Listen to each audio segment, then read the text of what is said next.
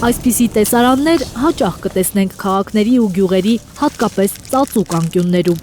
Թմրանյութի առքուվաճառքի մեթոդներից մեկն է սա։ Հայաստանում տարեցտարի աճում է թե թմրամիջոցների հետ կապված հանցագործությունների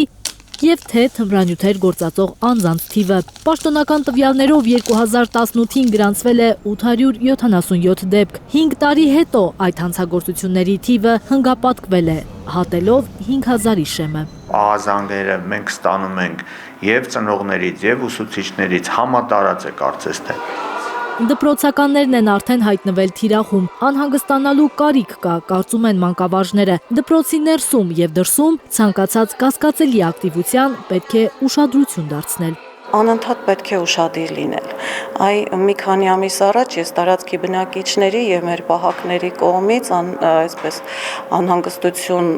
նկատեցի, իրենք ինձ տեղեկացրեցին, որ դպրոցի պարսպից այն կողմ, այգու կողմից, ինչ-որ երեկոյան ուշ ժամերի ակտիվություն են նկատել, և դա ինձ անհանգստացրեց հատկապես ինչու, որովհետև եթե տեղադրվում է դպրոցի տարածքին մոտ, ապա հաստատաբար օգտագործելու էին մեր սովորողներին, ես անմիջապես կապ եմ հաստատել համայնքային ոստիկանության հետ։ Մեր օրերում երեխաները շատ լավ գիտեն իրենց իրավունքները, բայց պատասխանատվությունը միշտ չէ, որ գիտակցում են։ Մշտապես պետք է զրուցել, իրազեկել դեռահասներին թմրանյութերի անդառնալի հետևանքների մասին։ Հասարակագիտության ժամերին 11-րդ դասարաններում մենք իրավունք ենք անցնում և այստեղ պարտադիր ուսուցիչները նաև նշում են այն հանգամանքը, որ ավագ դպրոցի սովորողները արդեն քրեական պատասխանատվության տարիքի են, պատկերացրեք, իրենք շատ ուշադիր լսում են, հասկանում են, նույնիսկ հայացքների փոխանակում եմ նկատել։ Կրթության նախարարությունն էլ է արդեն անհանգիստ, դպրոցները պաշտպանելու կարիք կա։ Համայնքային ոստիկանները պարբերաբար կայցելեն հատկապես ավագ դպրոցներ, նաև տեսախցիկներ կտեղադրվեն։ Բայց կրթության փորձագետը վստահ է, տեսախցիկները ոչինչ չեն փոխելու, ինչ լինում է, հիմնականում դպրոցի պատերից դուրս է լինում։ Դպրոցականները դառնում են այդ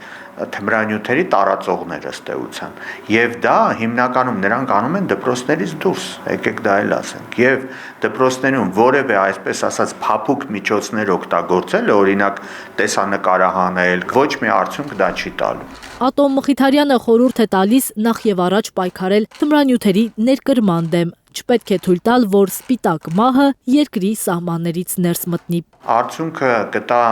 շատ խիստ մեթոդներով դրա դեմ պայքարելը և հատկապես քաղաքական մակարդակում, որովհետև մենք տեսանք, չէ, նաև թե թմրանյութերի ինչպիսի ներկրում եղավ Հայաստան, հետո դրա մասին մոռացան բոլորը, որ տոննաներով թմրանյութ էին ներկրում։ Այ պետք է այդ սահմանի վրա այդ ամբողջը կանխվի։ Ավելի քան 1.5 տարի առաջ պայթեց սկանդալը, որ 1 տոննա կոկաին է ներմուծվել Հայաստան, ինչու 250 միլիոն դոլար արժողությամբ կոկաինի գործով որևէ մեկը պատասխանատվության չի ենթարկվել։ Զարուհի Սահակյան, Աշոտ Մնոյան և Նորայր Շարբաթյան, Հայլուր։